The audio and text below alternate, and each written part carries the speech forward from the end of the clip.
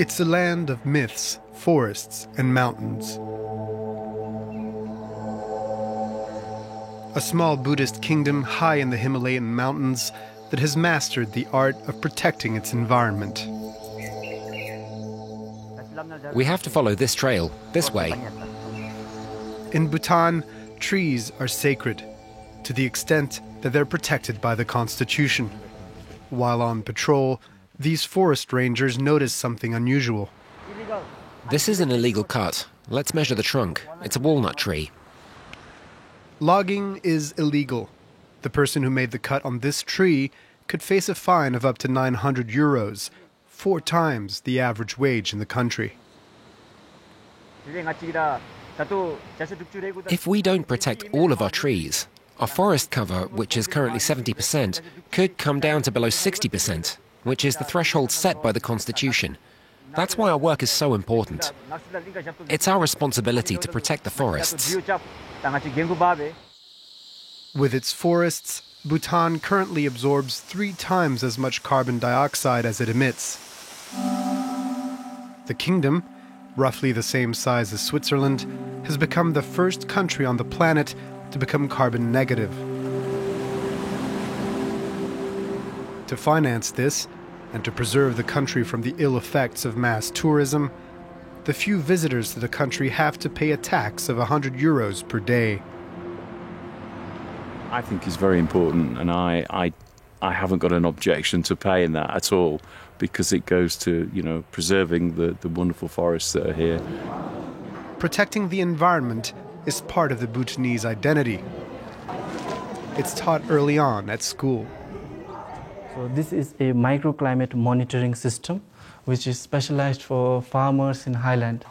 In technology class, this high schooler presents a tool he designed himself. It will be all based with visual and infographic based, so that the farmers who haven't been to school can also view all those data. Thanks to artificial intelligence, this device can analyze weather forecasts and allow farmers to adapt their production and better manage their resources. Bhutan is a carbon negative country, so it's not contributing to climate change at all. So we are always into green tech and initiatives like this. After a long period of isolation, Bhutan is now slowly opening up to the world. One sign of this modernization, the number of vehicles has almost doubled in the past 10 years. There are 130,000 in the country, 1 for every 6 people.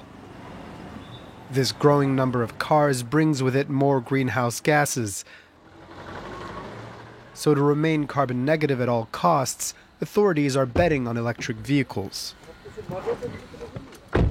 So they gave us a subsidy of around $5,000, and 70% of the loan was covered by the bank, and we just had around 10 to 15% of this car's cost only to purchase this EV vehicle. So our government helped us a lot.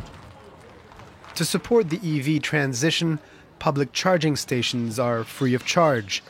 But for the time being, it's mostly taxis that have made the move. Yes, I said that little rain makes an ocean.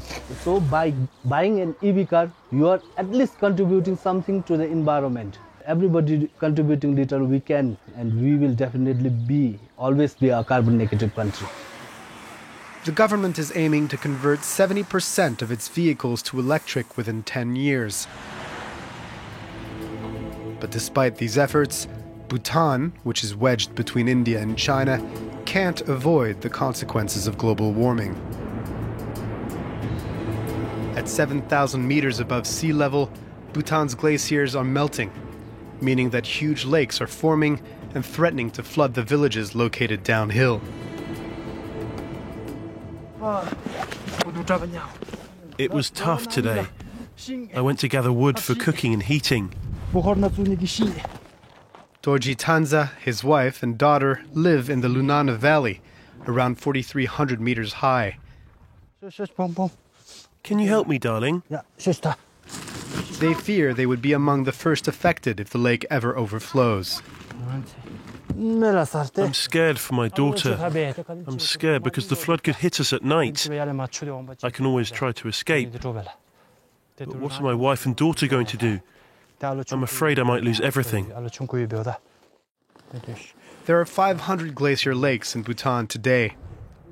Among them, over 20 are in a critical state, threatening to overflow.